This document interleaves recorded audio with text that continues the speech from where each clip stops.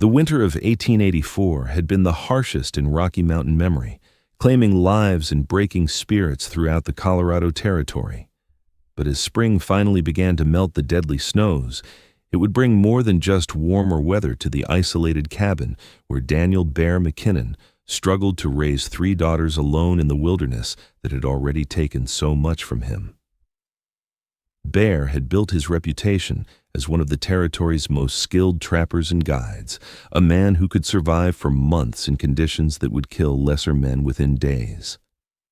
At 34, his massive frame and weathered face bore the scars of countless encounters with wild animals, harsh weather, and the unforgiving demands of mountain life. But nothing had prepared him for the challenge of raising 3 young girls without their mother. His wife Sarah had died giving birth to their youngest daughter 2 years ago, leaving Bear with Emma, age 8, Lucy, age 6, and baby Grace, who had never known her mother's touch.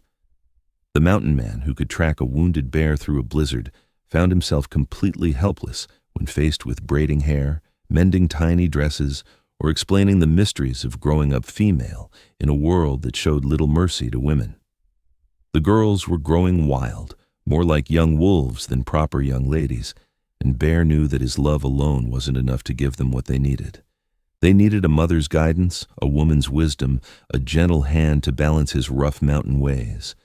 But finding a woman willing to live in isolation with a widowed trapper and his 3 children seemed as impossible as catching clouds in a fishing net. That's when fate brought Rebecca Walsh stumbling through his forest, half dead from exposure and carrying secrets that would change all their lives forever. Bear first spotted her tracks 2 miles from his cabin, the unsteady footprints of someone pushed beyond endurance, weaving through the trees with the desperate determination of prey fleeing a predator. He followed the trail with growing concern, recognizing the signs of someone who had been traveling for days without proper food or shelter. He found her collapsed beside a frozen stream, her thin dress torn and inadequate for mountain weather, her dark hair matted with snow and dried blood. She was unconscious, but still breathing, her lips blue with cold, and her hands showing the early signs of frostbite that could cost her fingers if not treated immediately.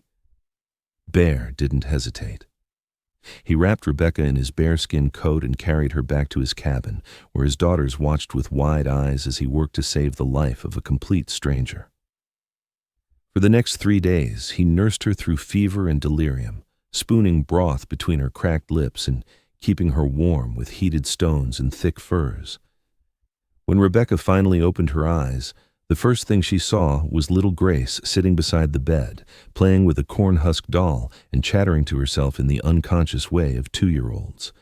But the most shocking revelation came when Rebecca tried to speak. "Please don't send me back," she whispered, her voice barely audible but filled with desperate fear. "I know I'm trespassing. I know I have no right to be here, but please, I can't go back to him." Bear looked down at this fragile woman who couldn't weigh more than 100 pounds soaking wet, seeing the fear in her brown eyes and the way she instinctively flinched when he moved too quickly. Someone had hurt her badly, and recently. "Nobody's sending you anywhere until you're strong enough to travel," Bear said gently. "Who are you running from?" Rebecca's story came out in fragments over the next several days, each piece revealing a tragedy that made Bear's protective instincts burn hotter than his cabin's fireplace. She had been married at 16 to a wealthy rancher named Thomas Walsh, a man 30 years her senior, who had wanted a young wife to bear him the sons that would carry on his legacy. For 5 years, Rebecca had endured Thomas's increasingly violent disappointment as pregnancy after pregnancy ended in miscarriage or stillbirth. The frontier doctors couldn't explain why her body seemed unable to carry children to term, but Thomas blamed her entirely, convinced that her defective nature was a personal affront to his manhood. "He said I was cursed," Rebecca explained, unconsciously placing her hand over her flat stomach. "Said God was punishing him for marrying damaged goods. The last time, when I lost the baby at 7 months, he beat me so badly I couldn't walk for a week." Bear's massive hands clenched into fists as he listened, but he kept his voice calm and steady. "How did you get away?" I ran during a blizzard, Rebecca said. I knew he'd follow me when the weather cleared, but I thought maybe the cold would kill me before he could drag me back. I've been walking for 8 days, living on pine bark and melted snow. I was ready to die rather than face another year of his rage. And that's when everything changed forever. 8-year-old Emma, who had been quietly listening from the cabin's loft, climbed down and walked directly to Rebecca's bedside. Without a word, she reached out and took the injured woman's hand in her small, work-roughened fingers. You don't have to be scared anymore, Emma said with the solemn wisdom of a child who had already lost too much. Papa doesn't let anybody hurt people in our house, and we need somebody to teach us girl things because Papa doesn't know how to braid hair or make it stay neat. Rebecca looked from Emma to 6-year-old Lucy, who nodded seriously, then to baby Grace, who would toddle over to lean against Rebecca's legs with the trusting affection of a child who instinctively recognized kindness. I can't give you children, Rebecca said quietly, her eyes filling with tears as she looked at Bear. I'm broken inside. I can't be the wife you need. Bear studied her face for a long moment, seeing not the damaged goods her husband had convinced her she was, but a woman whose capacity for love had been twisted into shame and self-doubt by a cruel man's disappointments. Maybe what I need, Bear said slowly, isn't someone to give me children. Maybe what I need is someone to help me raise the ones I already have. But you haven't seen the biggest surprise yet. Over the following weeks, as Rebecca recovered her strength and began to settle into the rhythm of mountain life, something beautiful began to bloom in the isolated cabin.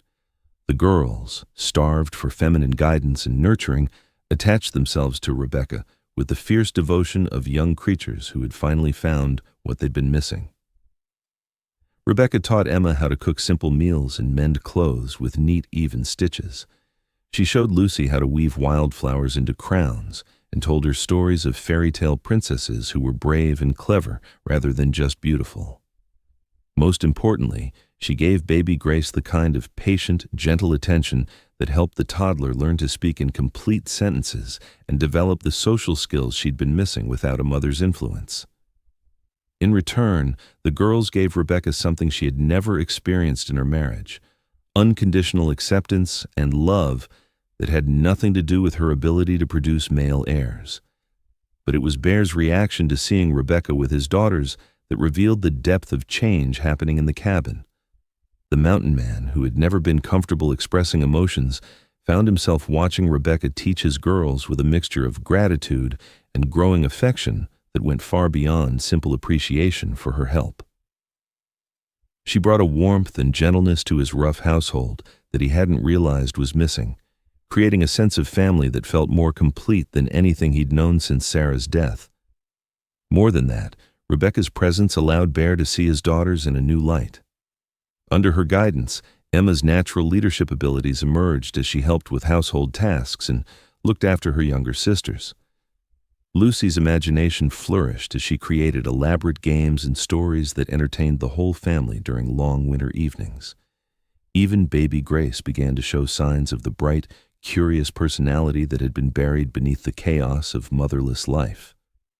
"You're good with them," Bear said one evening as they sat together on the cabin's porch, watching the girls play in the yard while the sun set behind the mountains. Rebecca smiled, but there was sadness in her expression. "They make it easy. They don't expect me to be something I'm not." "What do you think you're supposed to be?" Bear asked gently. Rebecca was quiet for a long moment, her hands folded in her lap. "A real woman. Someone who can fulfill a man's need for sons and legacy. Someone whose body works the way it's supposed to." Bear turned to face her fully, his weathered features serious. "Rebecca, the most important thing a woman can do is love the children in her care, whether she bore them or not. My girls have blossomed under your attention in ways I never could have managed alone. If that's not being a real woman, I don't know what is." Wait, don't miss this crucial detail. The confrontation with Thomas Walsh came 6 weeks after Rebecca's arrival, when the last of the mountain snows had melted enough to allow travel through the high passes. Bear had been expecting it. A man like Walsh wouldn't simply let his property disappear without making some effort to reclaim it. Walsh arrived with 2 hired guns and an attitude of absolute entitlement, riding into Bear's yard like a man accustomed to taking whatever he wanted through intimidation and violence. He was a tall, thin man with cold eyes and a carefully groomed appearance that spoke of wealth and social position. "McKinnon!" Walsh called out, his voice carrying the authority of someone who expected immediate compliance. "I know you're harboring my wife. Send her out, and we can settle this without unpleasantness."